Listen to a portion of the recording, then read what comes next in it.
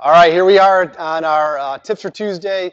This is our third and final installment for our toes to bar progression. So now we're going to get to the nuts and bolts of the matter here and show you exactly what it should look like and a couple tips on how to get there and then how to make a return. So again, our goal is to be able to do multi-rep kipping toes to bar, something that you would see in a workout.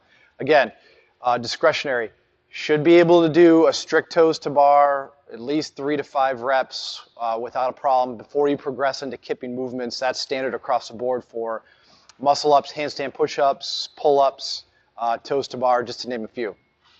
Okay, so two key points here that I want to pull out on the board here. Number 1 and number 5, okay, are going to be some key points that we're going to go over here. Number 1, if you can't pull your hips behind the bar, okay, and Andrew's going to step in and show us what that's going to look like in a second. If you can't pull your hips behind the bar, you are not going to be able to do multi-rep kipping toes to bar. Simple as that. So make sure you refer to progression videos 1 and 2 on the toes to bar in order to work on getting your hips behind the bar. Once you can do that consecutively, then you can get into the next pieces here. Okay, and then number 5 is we want to make sure that you can actively, once you get your toes to bar, how do you return into getting in the next position to do rep after rep?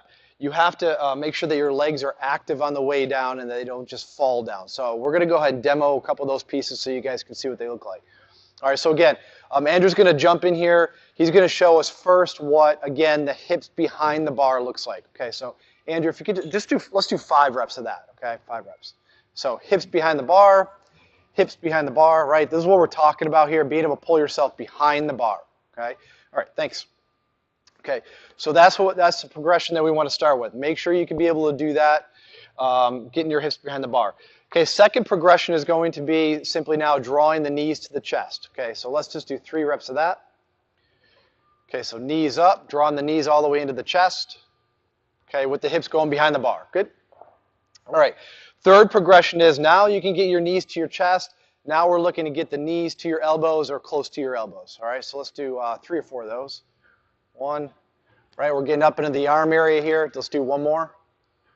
Okay, good. All right, so now we're getting the knees up into the elbow region. So now we know that you're not just actively working your hip flexors, but now your abdominal muscles are now activating and being incorporated into the movement.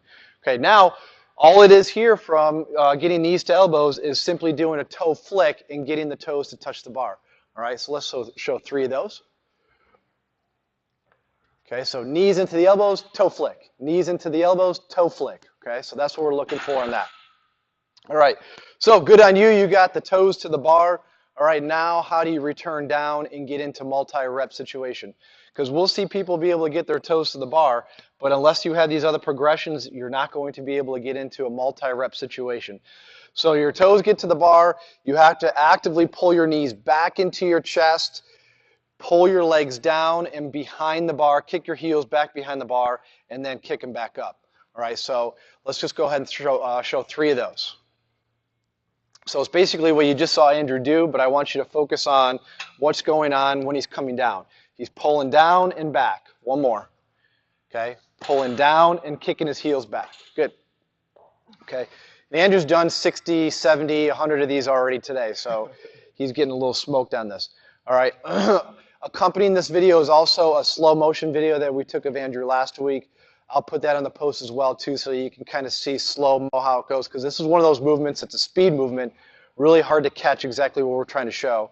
All right, but again, as I said in the other 2 videos, cart before the horse type of thing. Make sure that you can do these other progressions here before you start trying to swing from a bar. Okay, you have to have active shoulders, all right, so that you can get the hips behind the bar, active scapulothoracic joint, right, and then also keeping your legs active throughout the movement. Not only just kicking them on the way up, you can't just let them fall. Actually, if we can, Andrew, we talked about this before.